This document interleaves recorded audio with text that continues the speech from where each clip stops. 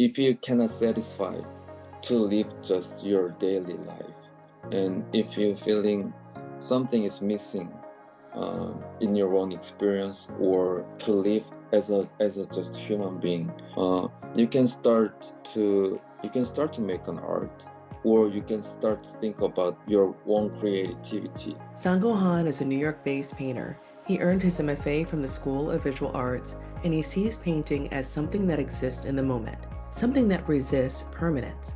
His work moves between abstraction and figuration, shaped by spontaneity and a deep focus on materials.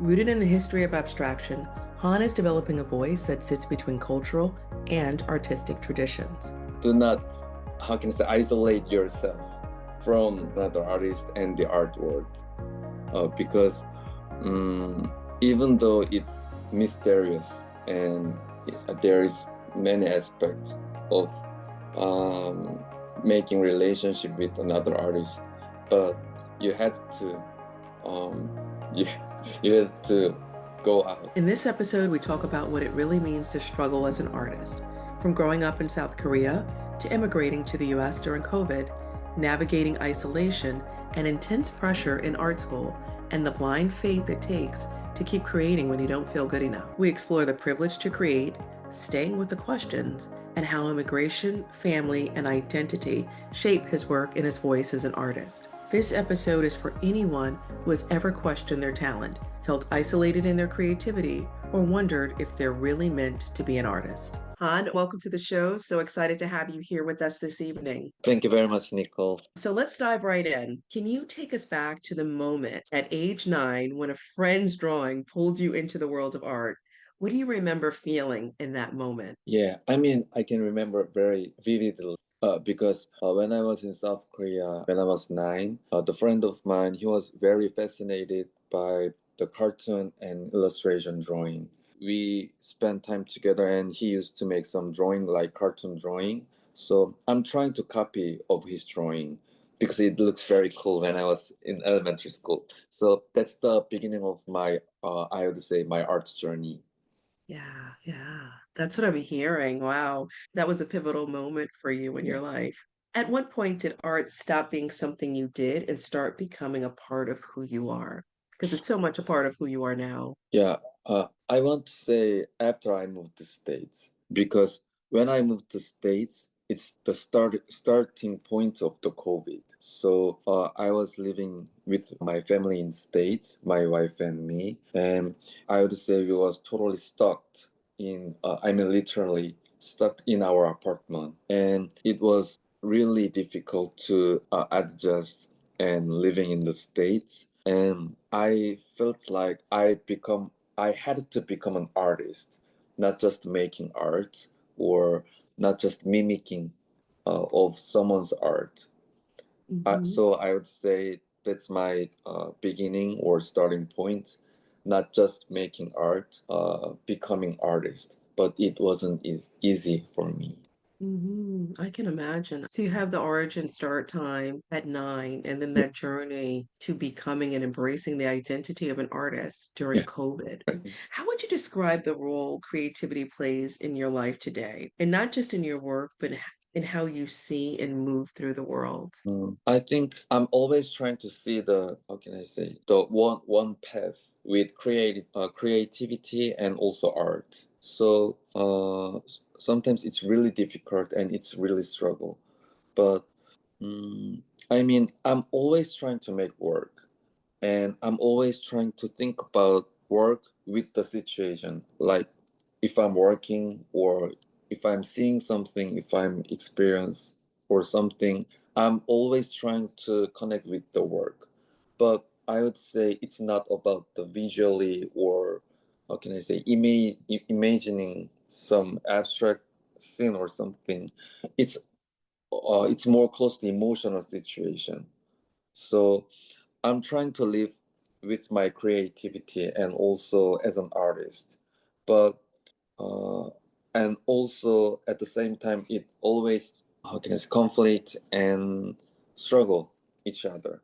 So creativity is the most important to the artist, but also it's really not easy to sustaining as an artist, living as an artist with creativity. So Mhm. yeah, yeah. Yeah. What inspires your work? What emotions are driving the work that you produce today? Like actually, I've got some feedback when I was in MFA program. The Mhm. friend of mine told me about some aspect of my work, and he also said the word emergency aspect in my work. So, uh, like, I do it as you can see. I think there is many intensity in my work. Like, you can see very easily, like with my line, the pencil I Mhm. use in my wood or canvas. So, I think it comes from because I'm immigrant in the U.S. Mhm. Yeah, yeah. Mhm. What does your process look like when you go in the studio to create? Do you have an image in mind or is it intuitive, free Uh, flowing? yeah, sometimes, as like you said, very intuitive, and also I would say sometimes it's very accidental progress for me. What mediums do you work with most and why do they speak to you? Usually I'm making work on the wood, canvas, paper cup, and sometimes on the wall. Uh, Yeah, and I would say that intensity, that intense Mhm. in my mind, it comes to directly on the hard material like wood and or paper cup. But I mean, recently I'm trying to make some work on the stretched canvas because Mhm. I had to dealing with different type of the progress or using material. So it's quite interesting for me recently. Yeah. Mm, yeah, and it sounds like your work is evolving, but you have huge pieces, very large pieces. So I'm just quite amazed by the breadth of your work. Very big pieces. How did you start moving into that landscape of larger pieces, from paper cups to just huge works of art? Did they come from going to art school, or did you learn on your own? I mean, actually, I mean, I'm inspired so a lot from my professor from MFA program, and also I'm trying to make my own language from my education. Even though I got so many inspiration from my MFA program, but like I mean, I'd say very like if I cannot sleep and if I cannot make work, I just cut the paper cup. How is that? Yeah, Because I noticed that your artwork, it's not a round paper cup, it's always flat, yeah, a yeah, flattened cup. yeah, Okay, yeah, yeah, yeah. that's funny. When people look at your artwork, what feelings or emotions do you want them to walk away with?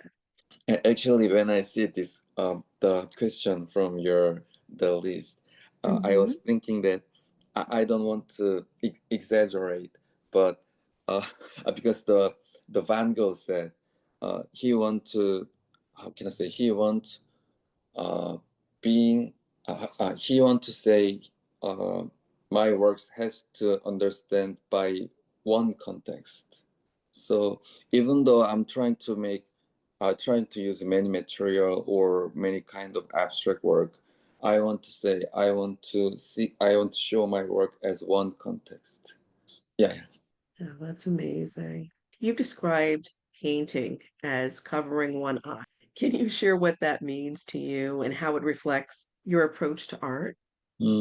Because um we always trying to dealing with our reality every day, every time. So but Mhm. also I want to say artists want to see the beauty in their lives. So Mhm. so I mean the reality, the beauty is integrated very hardly, and it's not easy to see one way. But because some artists say the blind faith in their art practice, so uh, it's so dramatic. Mhm. But I still want to say that I had to deal with that sentence if I want to make work. And if I have this correctly, I'm hearing you correctly. Covering one eye is having blind faith, almost like having blind faith, Yeah. and trusting the process. Yeah, because, but I mean, when I make the work, I'm trying to make also the persuasion between my work and the audience. Mhm, So, how can I say? It's always, I would say, not easy to make the balance between mhm, from my faith, my work, and also to the artwork, because mhm. artwork is very huge and changing very fast. Yeah. I can see how it requires balance, and then the fact that your art is it's changing, Yeah. evolving as you learn more and as you grow. When you think about advice that you would give someone, what advice would it be? What advice would you give to someone who might struggle with the idea of blind faith and covering one eye when it comes to their work? What advice do you have for that person? Um, like, because sometimes it's too subjective for me. Like, and also I want to say about the privilege as an artist. But Hmm. yeah, but I mean, in these days, it's really not easy to think about the privilege or living as an artist. But like, if you know you had to covering one eye, and you had to dealing with that kind of the blind faith, that I believe that's the privilege, and Hmm. yeah, I think that's the privilege, and I think that's the how can I say, the standard of the artist. Yeah. Hmm. And so, and you've mentioned this before, and in Yeah. previous when we've had a discussion, you've said that the ability to create is a privilege. Can you, and you just mentioned privilege a few minutes ago, a few Yeah, seconds yeah. ago. What does that mean? Just to our listeners, what does that mean to the ability to create as a privilege? Because sometimes I had a conversation with another artist or who want to become an artist, and I'm not, how can I say, I'm not trying to make just my own opinion to them. Uh, I think we can sharing some conversation between the artist or who want to become an artist. So, but Mhm, uh, I really don't want to say about the word the privilege. mhm, Who already become an artist, but the artists who had their own privilege, I want to say they had won their perspective to see the world and about the creative. Just we had a conversation, and mhm, I think the artists who had the privilege, they had invent their own way to keep their creativity or to live as an artist in the reality. But mhm, it's too abstract also for me. But yeah, yeah. But that word I just keep in mind, trying to keep my creativity and to become an artist also. Yeah. mhm. So it sounds like the creative aspect of staying focused on the work that you want to do, having that ability is a privilege that Right. shouldn't be taken for granted. Yeah, yeah. Yeah, yeah.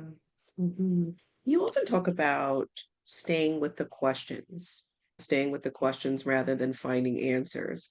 Tell us more about staying with the questions, what that means, and why it's so important to you as an artist and as a human being. Yeah. Like when we make work, and also, I mean, during the progress and after we finished our work, I would say it's always the question mark. And sometimes I got so many feedback from the my colleague, I mean the artist, and Mhm. it can be very good, and also it can be very devastating. Uh, In what way?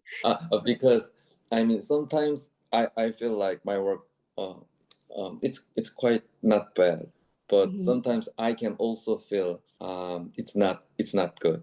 mhm, So mhm. but I cannot, how can I say, I cannot expect what works will be coming out from me, what I will make. So Uh, yeah, so yeah, yeah, yeah. So you stay with the questions, always curious, Yeah. so that you can expand Mm. and also incorporate the feedback, good or bad, in your work. Yeah, Yeah. that's what it sounds like. It sounds like that. And that's great. We always have to be open to feedback. Earlier in our conversation, you talked about some of the struggles, and we discussed this offline before Mm. uh, this interview today, Mm. about some of the challenges you faced. What have been some of the biggest challenges you face as an artist, and how did you work through them? Like I can say because I'm an immigrant in the US, obviously, Mhm, and but also I cannot deny it's huge inspiration for me also. mhm, So like it's not just about financial situation or because I'm immigrant in the US, but I'm also think that kind of my huge struggle is how can I say will be the experience for me as an artist. So even though I cannot dealing with uh, how can I say I cannot dealing with perfectly, but also this struggle will be my experience as an artist, and it will be the path for me to make an art. You've spoken about the emotional costs and isolation that Mm. can come with a creative life. Like, we've talked about this, and we know Yeah, as creatives, isolation is yeah, yeah. sometimes a space that we sit in order to create. How do you navigate those moments while still showing up for your work?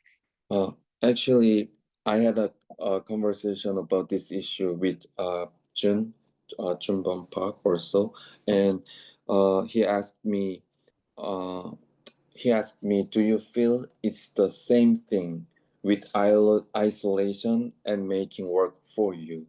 So I believe, as I said, there is many accidental situation I mean to make work. So I cannot just say isolation is same with making work, but sometimes like the privilege or making work and living as an artist with my own creativity is had to dealing with the isolation for me. So that yeah, yeah. If you could go back and speak with your younger self. Do not do not how can I say isolate yourself from another artist and the art world because even though it's mysterious and there is many aspects of um, making relationship with another artist, but you had to um, you you had to go out. How can I say?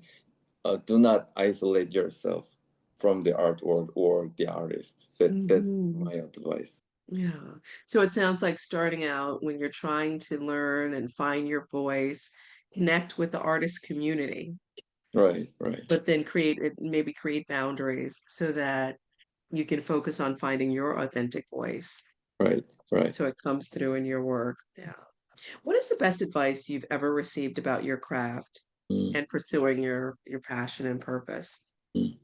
Because I mean, when I was in MFA program, there are so many mentors in the school, and I want to say about the materiality or the progress of my work because sometimes I tended to make painting with and also how can I say overpaint and not trying to deal with the negative space in my painting.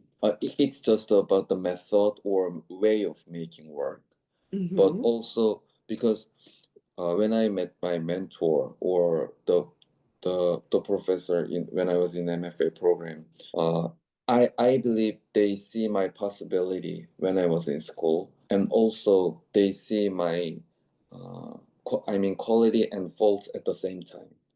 Hmm. So I think they know how to deal with my quality and faults in my work. So they give so many feedback and so many suggestions to make my work. How can I say with creativity and good aspect. So Hmm. yeah, yeah. Oh, yeah. There's an emotional cost to the work that you're doing, but you're also working, you're trying to create, not trying, you are creating, and you have a home life, which you have a family. How do you balance all of these different areas in your life? Thanks for asking me. Because my wife, she's also an artist, and like because I didn't know before she graduated from her school, and after she graduated, uh, she started to make work. She started to make her own work, and also I'm trying to make my own work, and that desire start to conflict each other very strongly. But but how can I say? We've been living together quite for a long time, so we are trying to dealing with our own desire. So I think that's the reason why recently my work has been changed. And naturally, I got influenced a lot from my wife. Yeah. What has kept you focused and driven to continue as an artist? Mm. I think sometimes I had to make some distance from the painting because I have been I have been focused almost 2 or 3 years with same intense I believe same intensity, that kind of accidental progress, accidental aspect of making work. So we just said about the balancing with my home life and my life as an artist, and I think it's sometimes it's a little dangerous as living as an artist with that kind of accidental progress and accidental aspect and with my home life. So I'm trying to not just make a distance from making work, because I'm making work also every day. I Mm-hmm. believe it's just different experience uh, with another, I want to say another intensity, another type of intensity of my making of work. Mm-hmm. Yeah, that makes sense. And I'm hearing that you're making work every day. So you're in the studio creating every day. Uh, I, I That's mean, amazing. yeah, because I'm trying to make work in my apartment and also studio, because Mhm. there's two another different atmosphere when I'm making my work in my apartment. It's more close to the isolation we just said about. So yeah. Oh, do you prefer to create at home or in the studio? Where do you feel your best work is expressed? Yes. I want to say in my apartment, but I think it's obviously in the studio. Yeah. Mm-hmm. But why do you want to say your apartment? What? Because it's not dangerous, I guess. It's little. Uh, yeah, yeah. It's not dangerous for me. Mhm. So you've mentioned the word dangerous a couple of times. Can you tell us more about your definition of dangerous and why you use the word dangerous? What do you mean by that? Like Uh, I, I don't want to be, I want to be like some kind of special artist or something. But when we talk about the privilege like that, when I go to the studio, when I'm trying to make my work, um, I think because of the training when I was in MFA program, I believe, because that was extremely competitive when I was in studio in MFA program, and Mhm. also very nervous when I was in the studio in the school. But I want to, how can I say, absolve that kind of atmosphere, because I think that's the strength to become an artist and to be make my own motivation. I mean, continuing my motivation as an artist. So I think, yeah, because I think that's connected from my school to my studio, I believe. So the competitiveness from being in an MFA program carried over to the studio. Right. And that is something that you're trying to absolve, as you mentioned. Do you feel that a lot of artists struggle with that, a similar feeling? I think there are different type of artists, I guess, because some artists is, how can I say, they're not just fighting with that kind of competitive atmosphere when there was in the school, because they can share so many their inspiration or their way of making work or their how can I say art world, each art Mhm. world.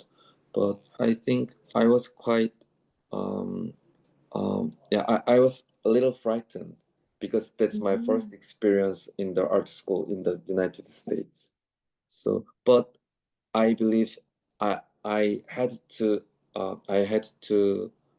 carry that kind of atmosphere what I have experienced in the school, and also because I was believe that will be my last experience as an artist. I mean that kind of competitive um, the situation.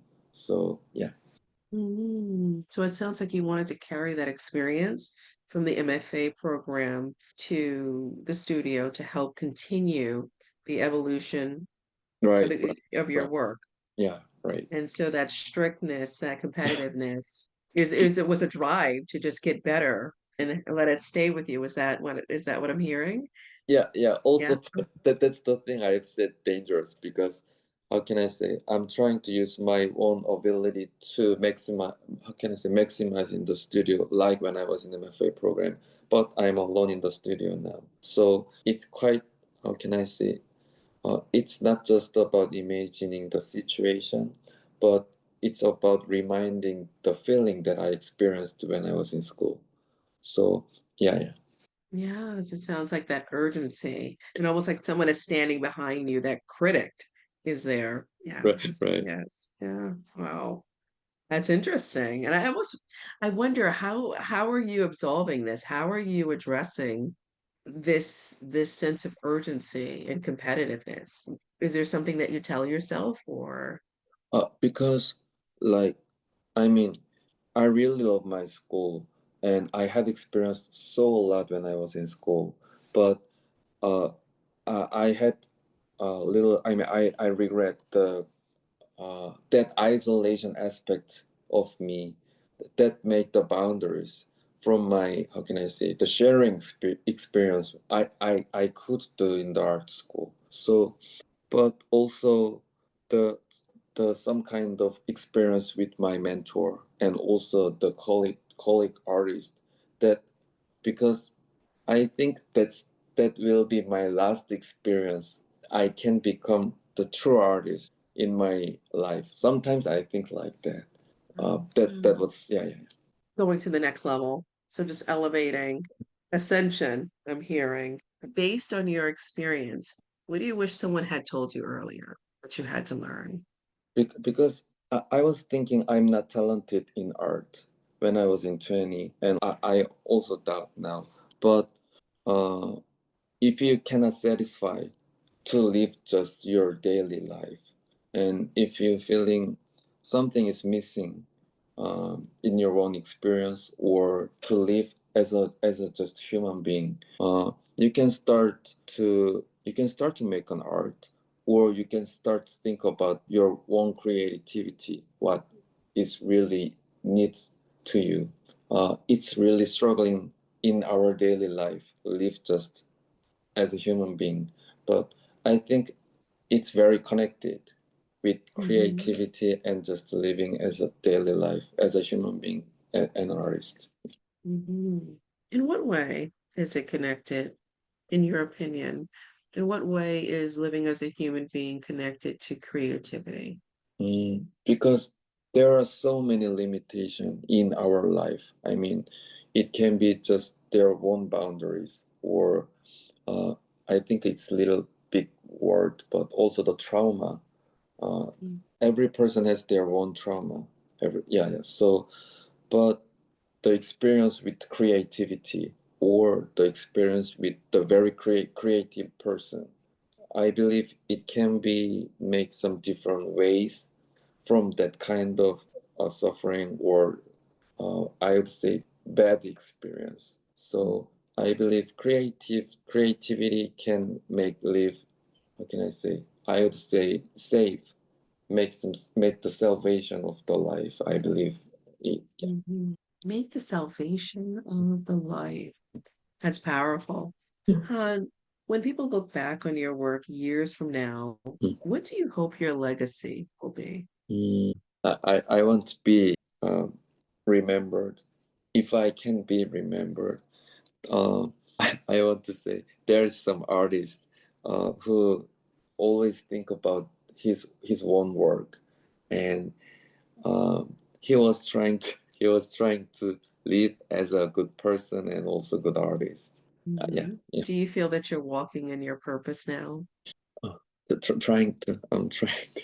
You're trying to. It sounds like you are. It I, sounds like you are. What's next for you, creatively or personally, that you're excited about? like, I mean, I want to investigate more, and also I want to make more experimental way of my work. I want to experience because um, I believe I've been making quite many work with many materials, but Mhm. so I believe it can be make some the narrative or story of my work also. But I want to investigate more and also experience many of ways making work, not just make the work what I did. I'm really excited for what's going to happen next. I love your artwork. I'm looking forward to see more of the work that you produce. Thank you. And I just want to thank you for being a guest on the show. Thank you so much. Thank you very much, Nicole. Thank you. Thank you for tuning in to today's episode. I hope you left feeling inspired and energized to follow your own path with purpose and creativity. Don't forget to subscribe, leave a review, and until next time, keep creating, keep dreaming, and keep living your purpose.